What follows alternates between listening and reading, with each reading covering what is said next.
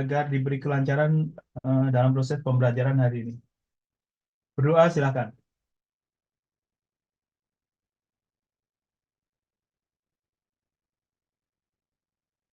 Ya, silakan. Selesai. Untuk presentasi pertama, kelas A atau kelas B dulu?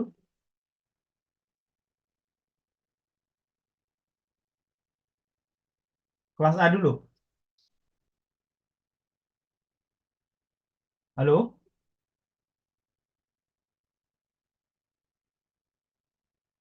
Iya, Bapak, izin Bapak untuk kelas A. Saya izin share screen ya, Pak. Ya, silakan. Baik, Bapak. Terima kasih. Ya.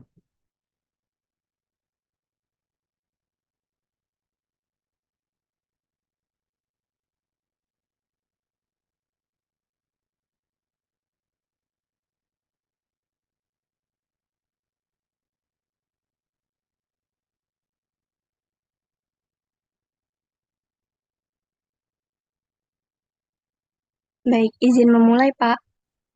Ya, silakan. Baik. Assalamualaikum warahmatullahi wabarakatuh. Selamat sore Pak Waalaikumsalam. Ahwan dan selamat sore teman-teman. Di sini kami kelompok 7 ingin mempresentasikan penanganan penyakit akibat kerja ditinjau dari aspek ergonomi. Dengan kelompoknya saya sendiri, Fatmawati, dan teman-teman saya. Izin saya Citra sebagai presenter.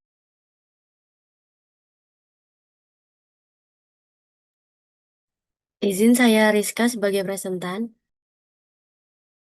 Izin saya Dita sebagai presenter.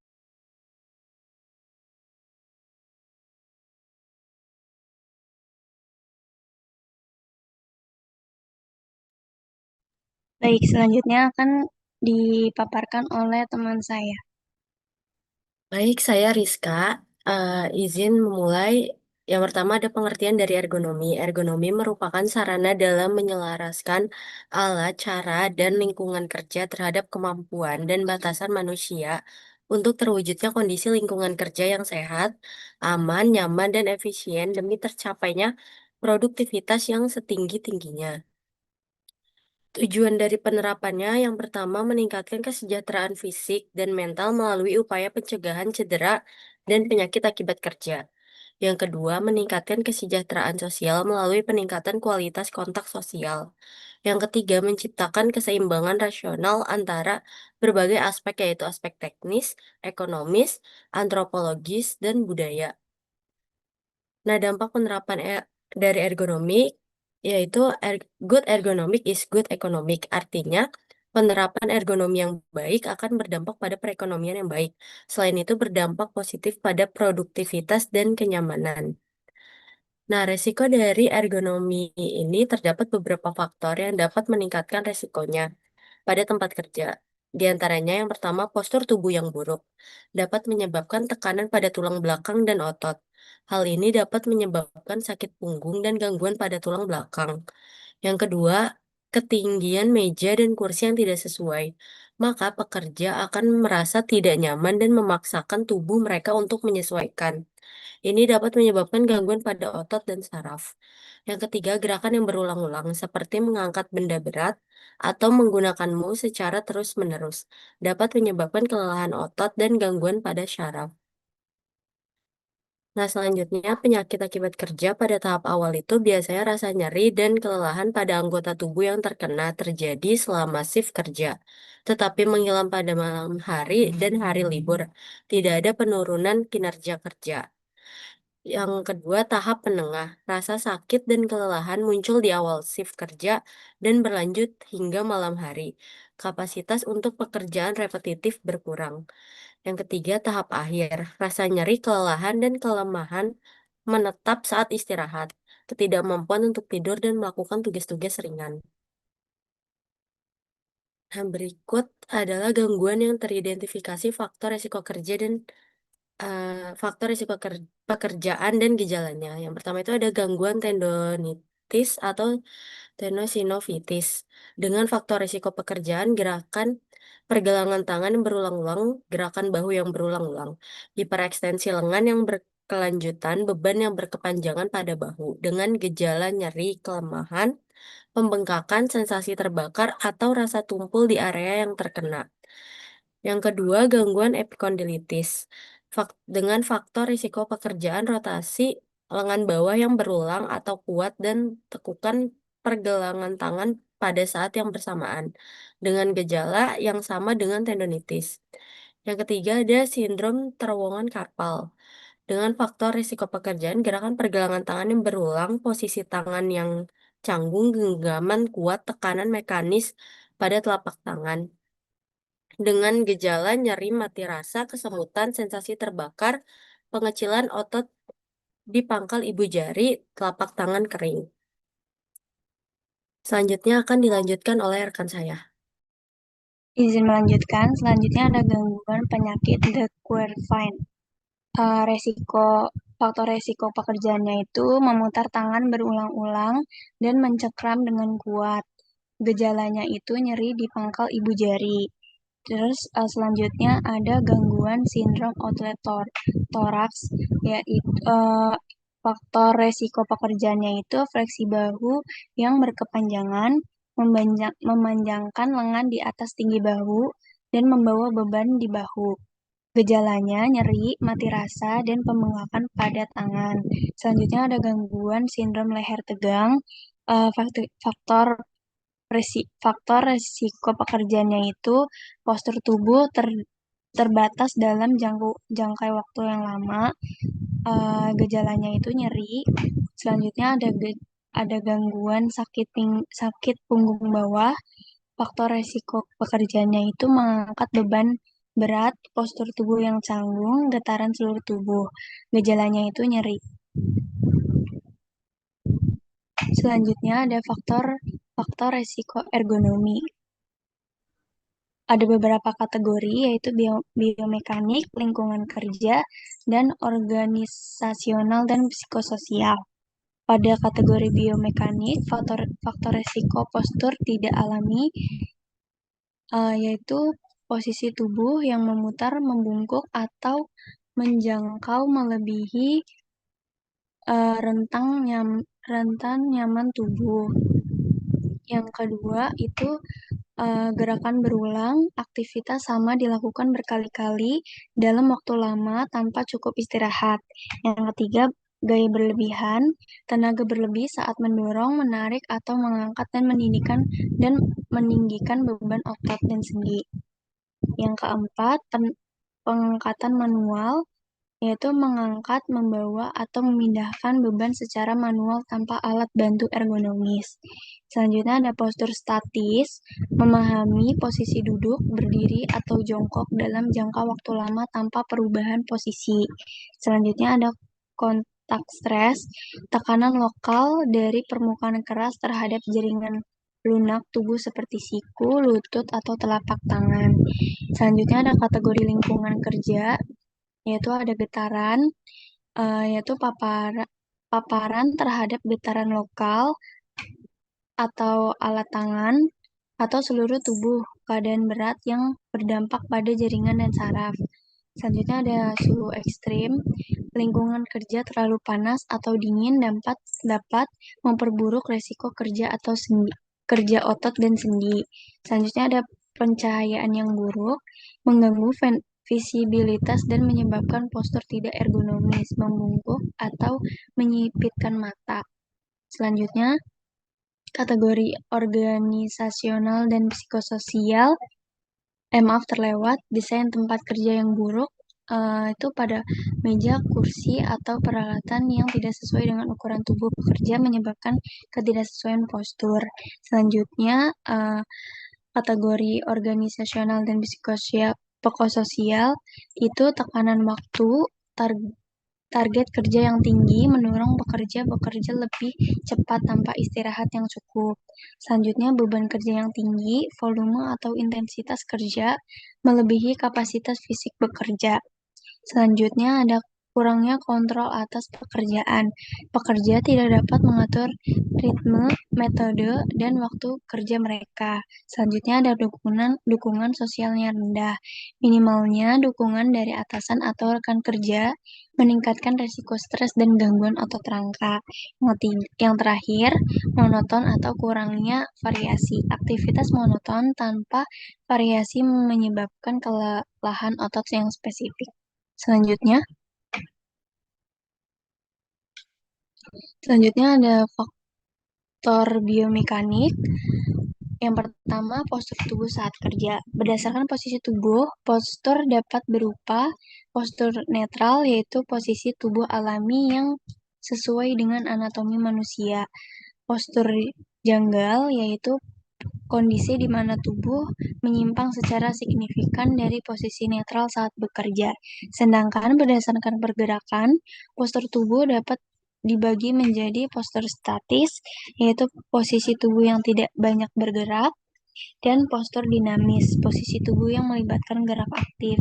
Yang kedua ada beban kerja atau force, aktivitas mengangkat atau memindahkan beban berat tanpa memperhatikan prinsip ergonomi dapat menyebabkan beban berlebih pada tulang belakang dan meningkatkan resiko nyeri punggung serta cedera muskuloskeletal. Selanjutnya, yang ketiga itu frekuensi gerakan. Frekuensi gerakan yang tinggi tanpa istirahat dapat menyebabkan tekanan berlebih pada otot dan sendi, yang beresiko menimbulkan nyeri otot dan tendinitis. Yang keempat, durasi paparan. Durasi adalah lamanya tubuh terpapar resiko ergonomi. Semakin lama durasinya, semakin tinggi cedera.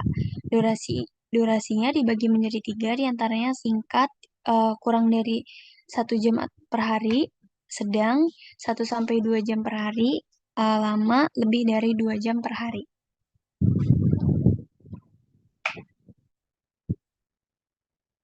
Selanjutnya ada faktor biomekanik yang kelima, itu paparan getaran. Getaran mekanis dapat meningkatkan kontraksi otot, memperlambat aliran darah, dan mempercepat penumpukan asam laktat, sehingga menyebabkan nyeri otot dan kelelahan, terutama saat menggunakan alat bergetar atau kendaraan berat. Selanjutnya, faktor psikosial yang berkontribusi pada MSDS. Rendahnya pengaruh dan kontrol terhadap pekerjaan, iklim kerja yang buruk antara pekerja dan supervisor, tugas kerja yang tidak menantang atau kurang memberikan rangsangan, hubungan yang buruk dengan rekan kerja, beban kerja secara psikologis yang tinggi.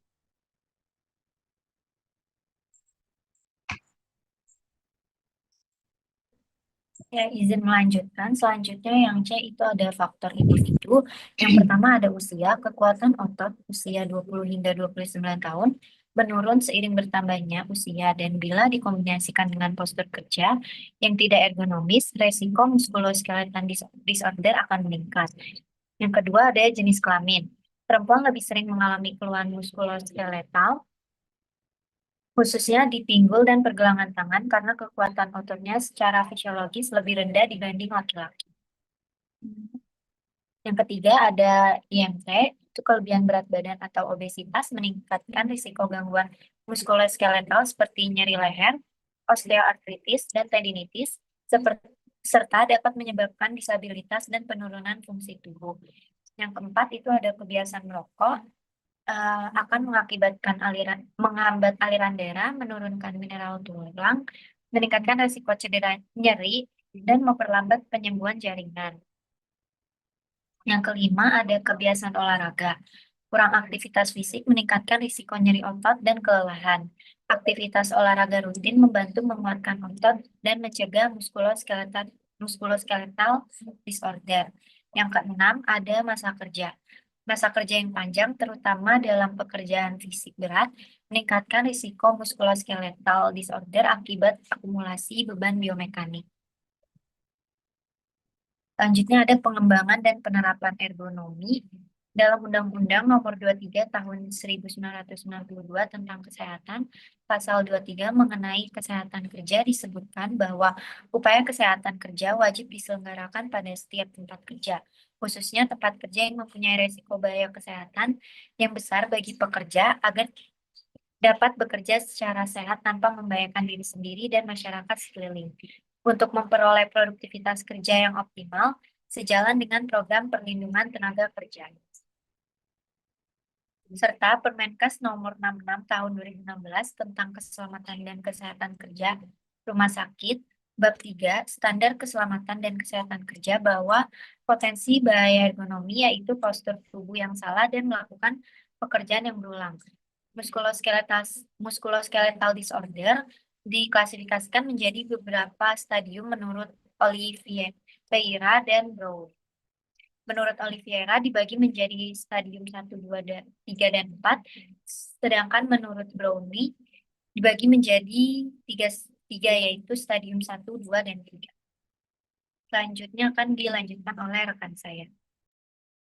Izin melanjutkan, ada beberapa upaya pengembangan dan penerapan ergonomi untuk mengurangi resiko ergonomi musculoskeletal disorder, antara lain yang pertama ada pengorganisasian kerja.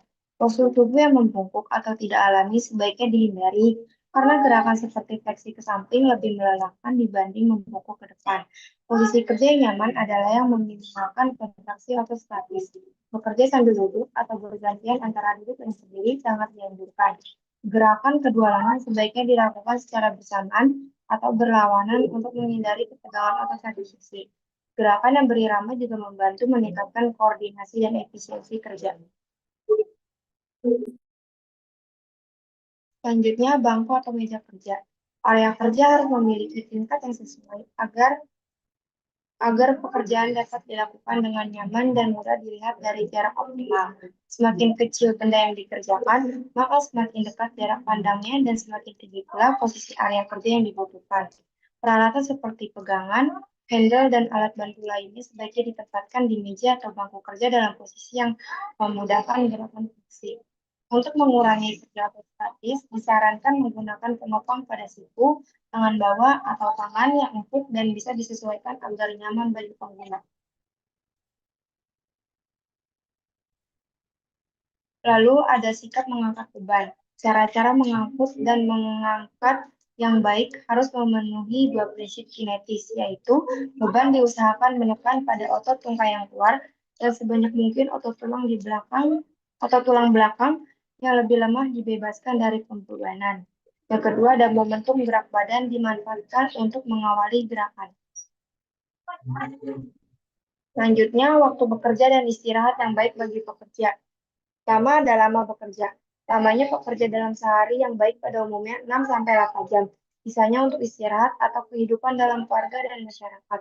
Dalam hal lamanya kerja melebihi ketentuan-ketentuan yang ada. Perlu diatur istirahat khusus dengan mengadakan organisasi kerja secara khusus pula. Pengaturan kerja demikian bertujuan agar kemampuan kerja dan kesegaran jasmani serta rohani dapat dipertahankan. Istirahat. Terdapat 4 jenis istirahat, yaitu istirahat secara spontan adalah istirahat pendek setelah pembebanan. Kedua, istirahat harian terjadi jika beban kerja tidak diimbangi oleh kemampuan kerja. Ketiga, istirahat yang ditetapkan adalah istirahat atas dasar ketentuan perundang-undangan. Kesimpulannya, ergonomi adalah ilmu yang menyesuaikan alat, metode, dan lingkungan kerja dengan kemampuan manusia untuk menciptakan kondisi kerja yang sehat, aman, dan efisien. Risiko ergonomi seperti postur salah, gerakan berulang, dan lingkungan kerja yang tidak mendukung dapat menyebabkan gangguan muskuloskeletal. Faktor risiko dibagi menjadi biomekanik, lingkungan, dan psikososial, serta dipengaruhi oleh usia, jenis kelamin, IMT, dan kebiasaan individu. Pencegahan dilakukan melalui pengaturan kerja, desain alat yang ergonomis, teknik kerja yang benar, dan waktu istirahat yang cukup. Penerapan ergonomi yang tepat dapat meningkatkan produktivitas dan menjaga kesehatan kerja. Selanjutnya akan saya kembalikan.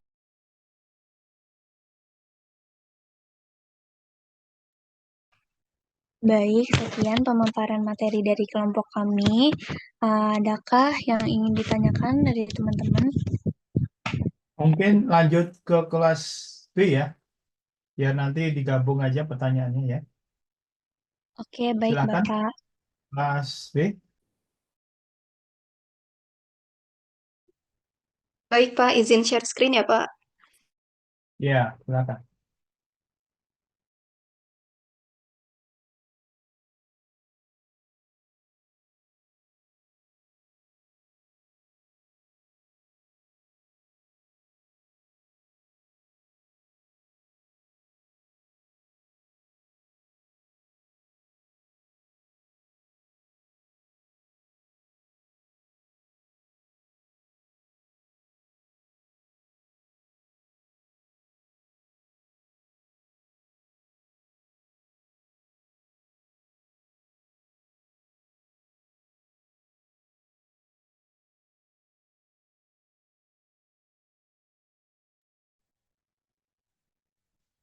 Baik Bapak, ya izin memulai. Assalamualaikum warahmatullahi wabarakatuh. Selamat sore Pak Awan dan teman-teman. Ya, Izin Waalaikumsalam. kelompok 7 ingin mempresentasikan eh, dengan penanganan penyakit akibat kerja ditinjau dari aspek ergonomi. Next. Dengan saya Ahmad Bujabayaki sebagai moderator. Saya Fania Putri Syafira sebagai presentan. eh, Dan ada satu teman lagi yang tidak bisa masuk karena sakit.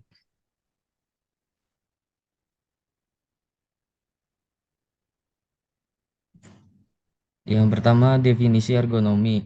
Suatu cabang ilmu yang sistematis untuk memanfaatkan informasi-informasi mengenai sifat kemampuan dan keterbatasan manusia untuk merancang suatu sistem kerja sehingga orang dapat hidup dan bekerja pada sistem itu dengan baik, yaitu mencapai tujuan yang diinginkan melalui pekerjaan itu dengan efektif, aman, sehat, dan nyaman. Next.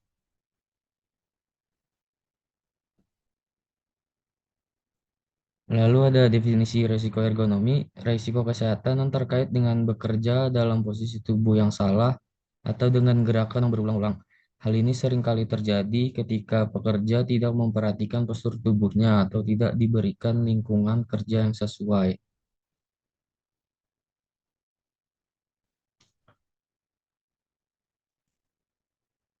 Lalu ada faktor risiko ergonomi, itu yang pertama pengaturan kerja yang buruk, lalu gaya berlebih, yang ketiga pengulangan berkelanjutan, yang keempat itu ada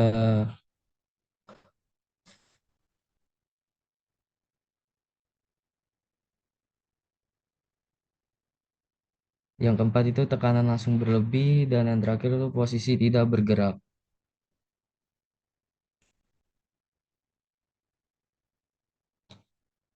Lalu ada risiko ergonomi muskuloskeletal disorders, gangguan yang dirasakan seseorang dimulai dari keluhan yang ringan hingga terasa sangat sakit pada bagian muskuloskeletal, yang dimana meliputi bagian sendi, saraf, otot, maupun bagian tulang belakang yang diakibatkan oleh pekerjaan yang tidak alamiah. Gejala yang sering dialami penderita MSDS antara lain yaitu mengalami rasa nyeri di beberapa bagian tubuh seperti sakit punggung, pinggang, mengalami kekakuan sendi, kekakuan otot, pembengkakan pada bagian tubuh tertentu. Next. Selanjutnya ada keluhan musculoskeletal disorders. Yang pertama keluhan sementara atau reversible. Keluhan ini mengacu pada rasa sakit pada otot yang terjadi saat menerima beban statis. Tetapi keluhan tersebut dapat segera hilang jika pembebanan dihentikan. Yang kedua ada keluhan menetap atau persistent. Keluhan ini mengacu pada rasa sakit pada otot yang terus berlanjut meskipun beban kerja telah dihentikan. Lanjut ada penyebab musculoskeletal disorders. Yang pertama, kontraksi otot yang berlebihan terhadap suatu pekerjaan. Yang kedua, aktivitas berulang. Dan yang ketiga, sikap kerja yang tidak alamiah.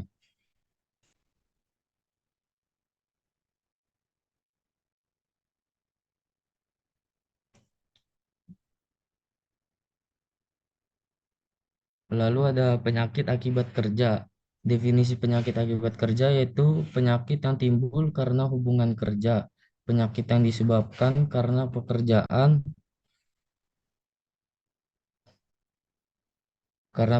atau lingkungan kerja, dan penyakit akibat kerja.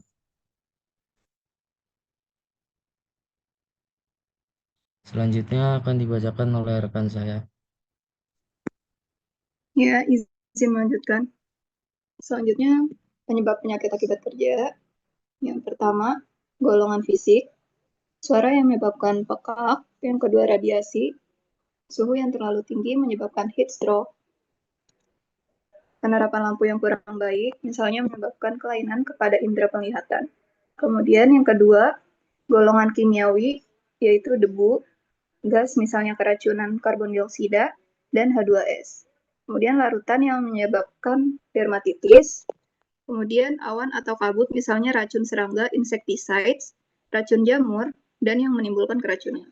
Kemudian penyebab yang ketiga ini golongan infeksi. Yang keempat, golongan fisiologis yang disebabkan oleh kesalahan-kesalahan konstruksi mesin, sikap badan kurang baik, salah cara melakukan pekerjaan, dan lain-lain yang semuanya yang menimbulkan kelelahan fisik, bahkan lambat laun perubahan fisik tubuh pekerja.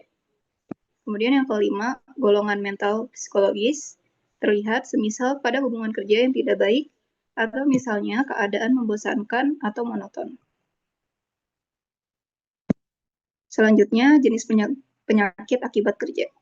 Yang pertama, penyakit akibat kerja yang mempunyai penyebab yang spesifik atau asosiasi yang kuat dengan pekerjaan yang pada umumnya terdiri dari satu agen penyebab yang sudah diakui.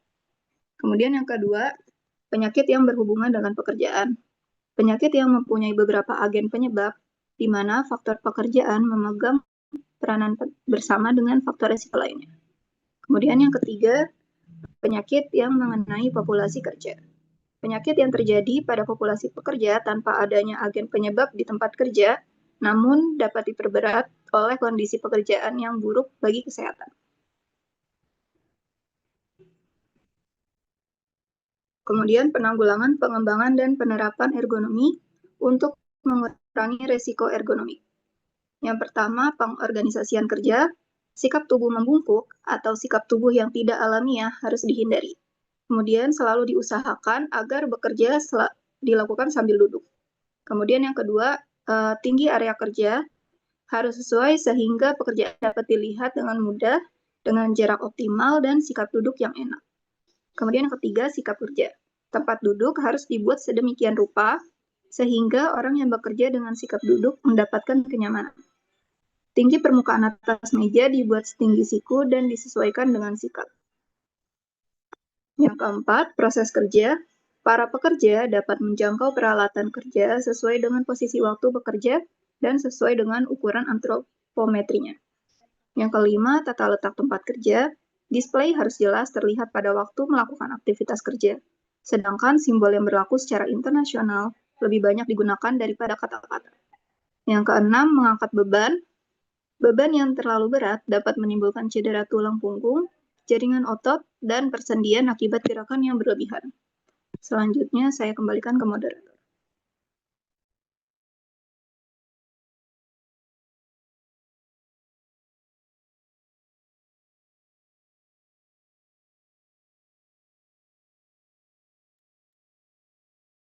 Baik, silahkan dibuka sesi tanya jawab. Mungkin dari kelompok kelas A.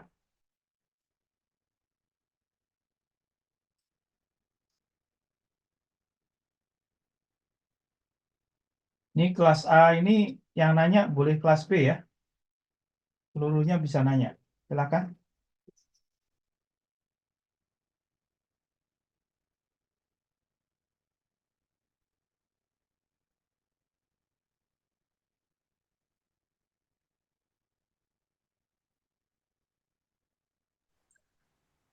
Baik, Alifa, dipersilahkan.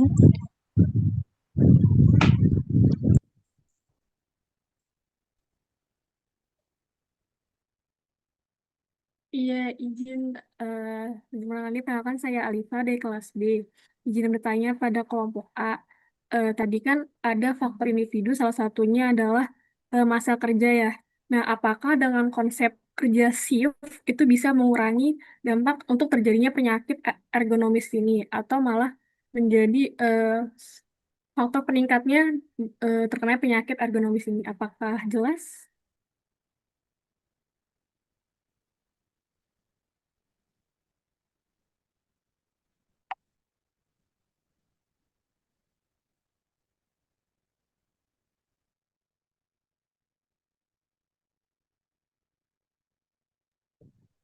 Baik, jelas. Terima kasih atas pertanyaannya. Baik, terima kasih.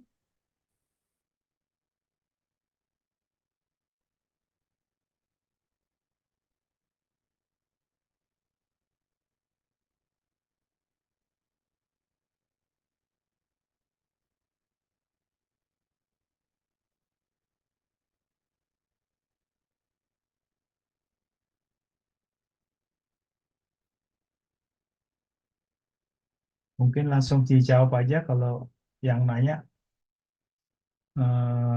masih lama ya.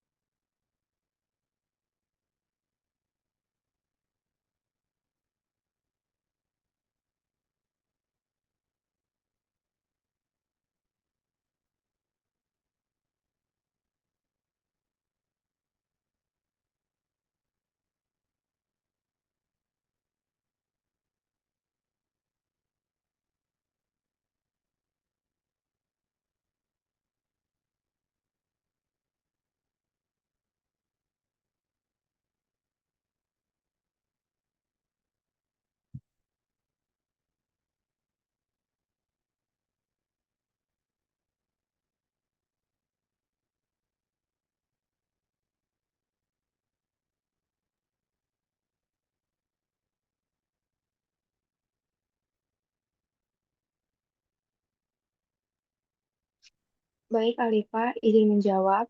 Sebelumnya, izin mengulang pertanyaan. Dalam faktor individu, salah satunya masa kerja, apakah dalam masa kerja shift akan ada faktor untuk terkena ergonomis kerja?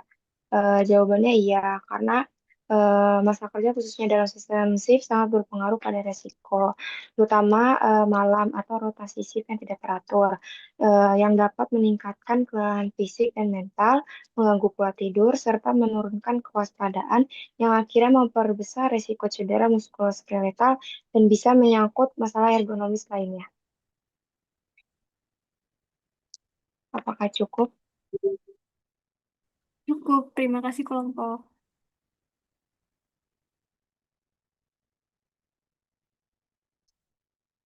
Baik, dari teman-teman, apakah ada yang ditanyakan kembali?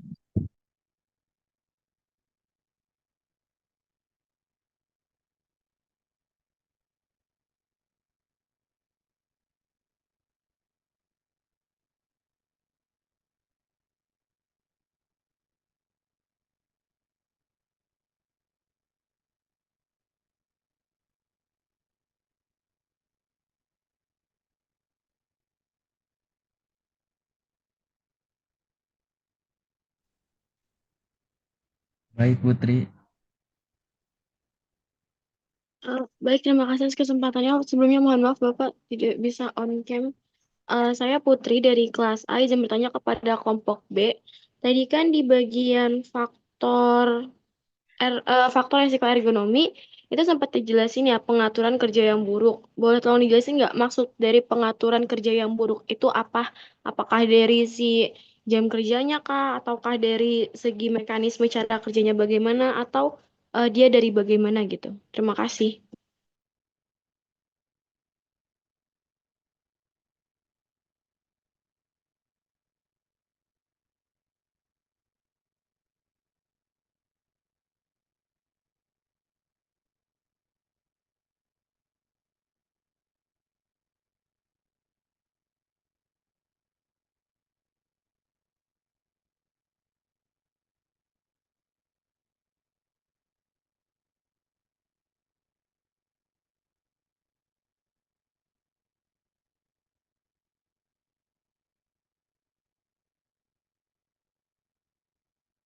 Putri ini kelas A ya? Kelas A atau kelas B ya? Izin Bapak, saya dari kelas A, Pak. Oh, kelas A. Ini tadi yang nanya kelas B pertama ya? Iya, Bapak. Oh iya.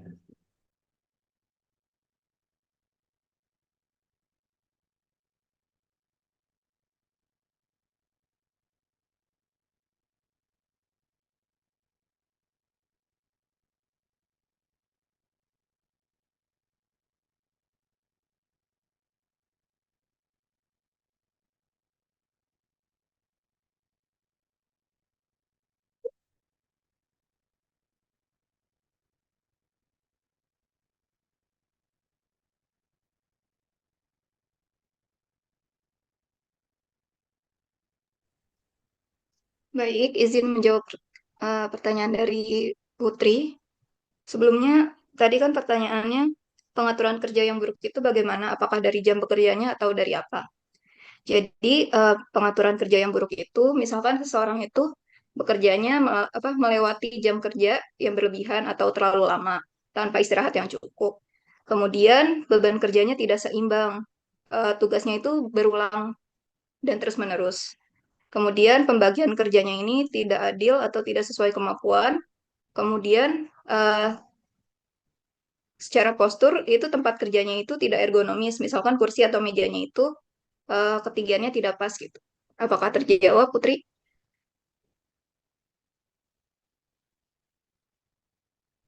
Terjawab, terima kasih kelompok atas jawabannya. Iya, terima kasih.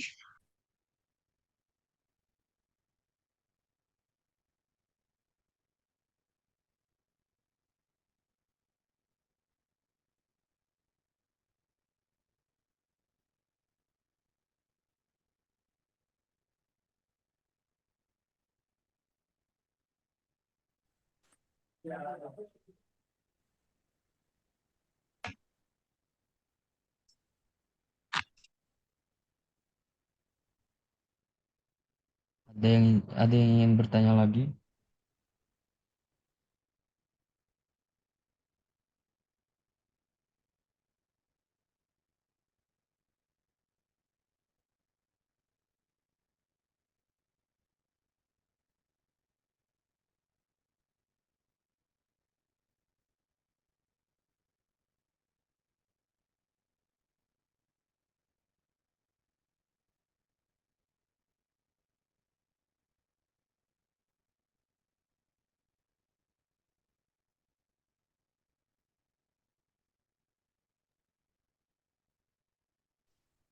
Izin Pak, mungkin cukup itu Pak. Baik. Oke, silahkan ditutup.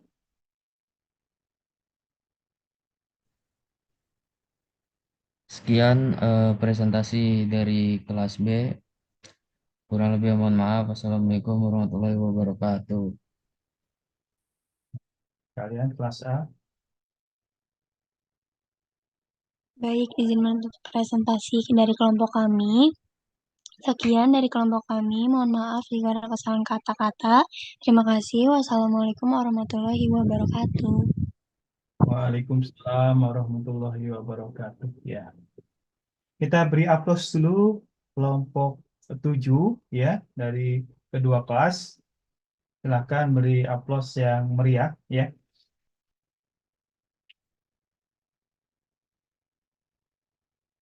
Oke, baik.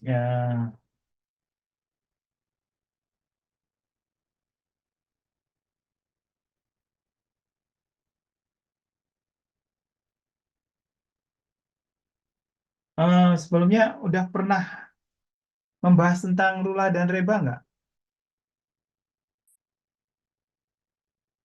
di materi sebelumnya?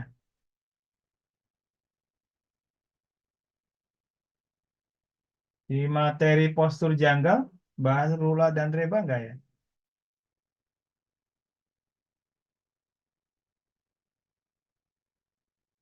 Halo?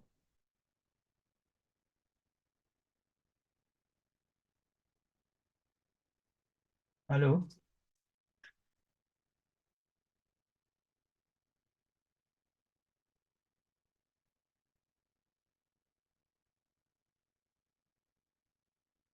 Oh,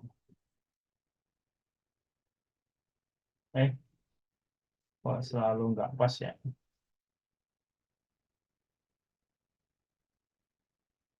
Baik, saya tadi udah dibahas banyak ya.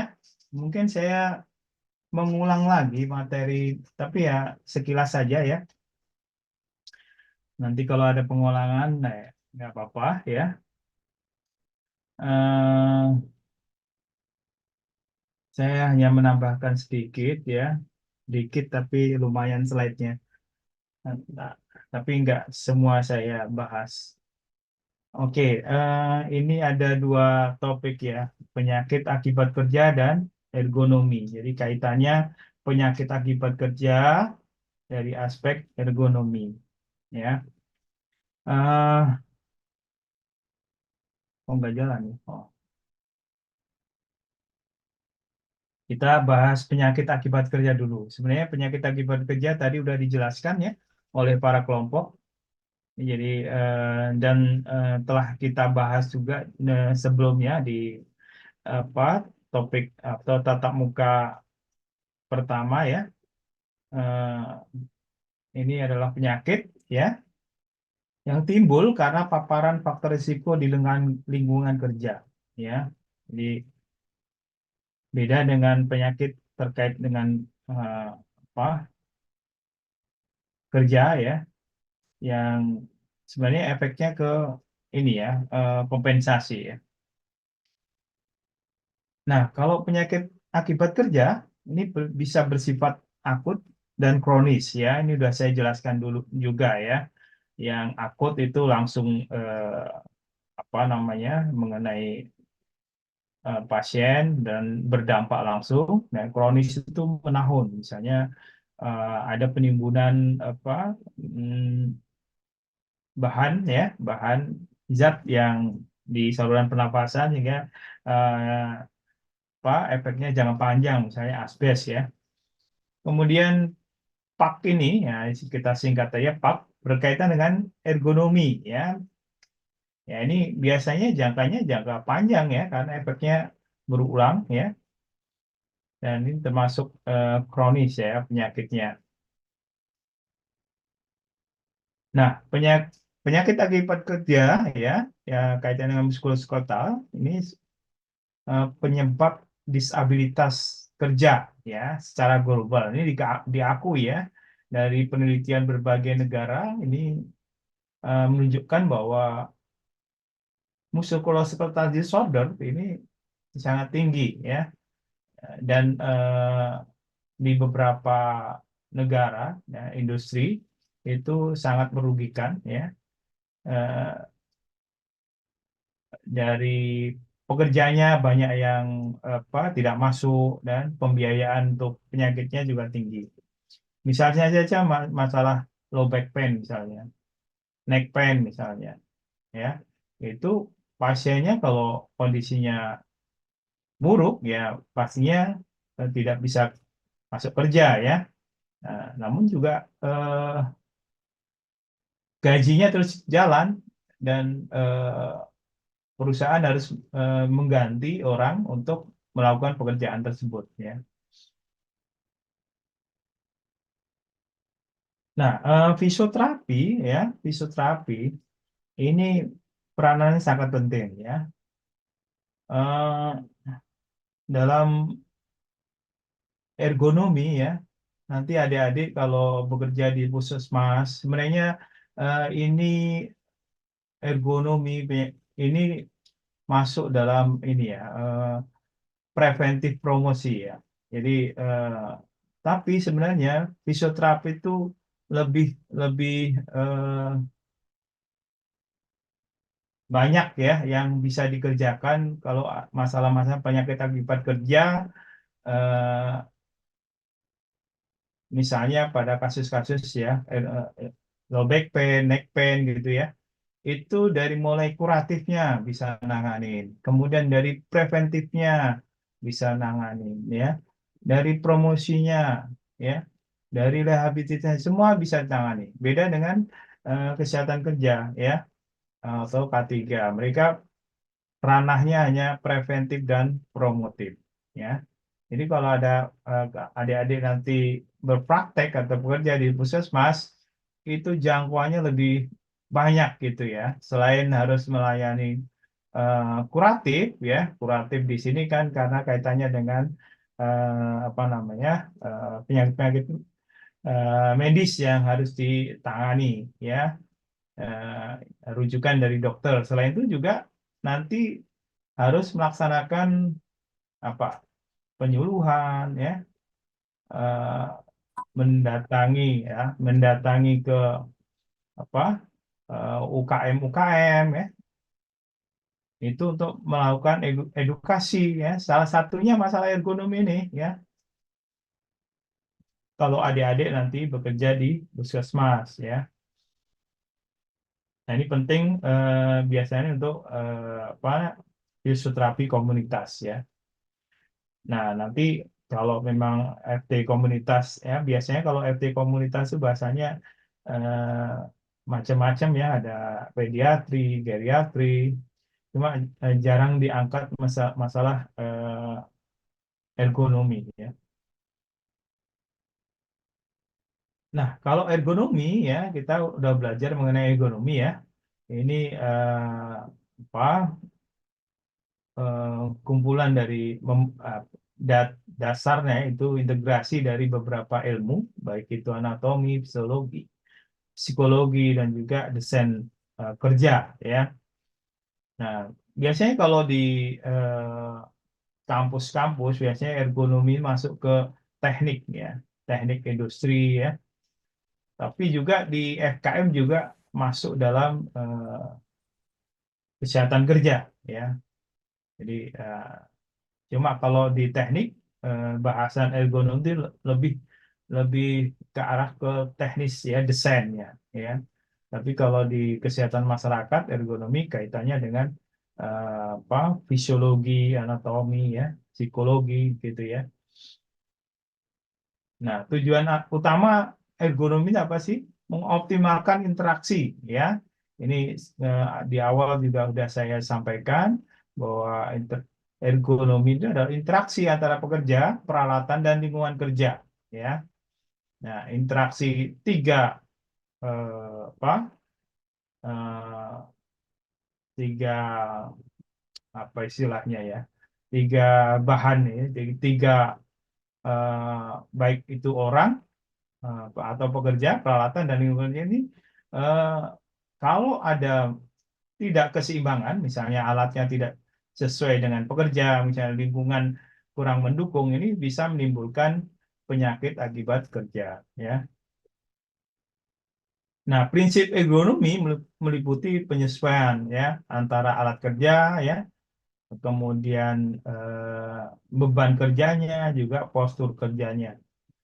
Nah, nanti kita akan bahas itu mengenai eh, apa, eh, identifikasi atau faktor risiko, ya. Tuh, metodenya salah satunya adalah menggunakan rula dan reba, ya.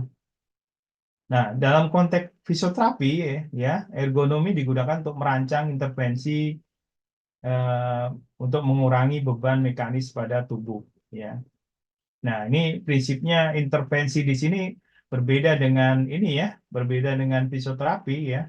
Nah, ini dalam rangka untuk preventif, ya. Ya. Nah, studi menunjukkan penerapan ergonomi efektif menurunkan kejadian nyeri muskuloskeletal di tempat kerja. Jadi adik-adik nanti kalau mengambil topik skripsi mengenai ergonomi, ya, itu selain menangani misalnya carpal tunnel syndrome, ya, selain menangani nyeri karpalnya juga harus mengidentifikasi, ya, apa mengukur, ya, eh, cara kerjanya, apa tempat kerjanya gitu, ya, itu harus diukur. Nah, caranya dengan apa, ya? Dengan rula dan reba. Kalau memang misalnya kerjaannya apa statis, misalnya operator komputer, ya, menggunakan rula. Tapi kalau orangnya posisinya aktivitas berjalan, ngangkat beban, itu pakai reba gitu, ya. Nah, sehingga fisioterapi ini perlu memahami prinsip ergonomi ya, sehingga nantinya dalam praktek itu dapat memberikan edukasi ya, memberikan edukasi yang tepat ya terkait dengan penyakit akibat kerja yang dialami oleh pasien. Nah, ini contoh ya penerapan ergonomi ya yang ya cuma memang ini perlu memakan biaya ya, pembiayaan yang cukup ya, karena harus menyediakan apa namanya lift ya, meskipun lift manual ya, yang awalnya diangkat beban ke atas oleh manusia diganti dengan lift.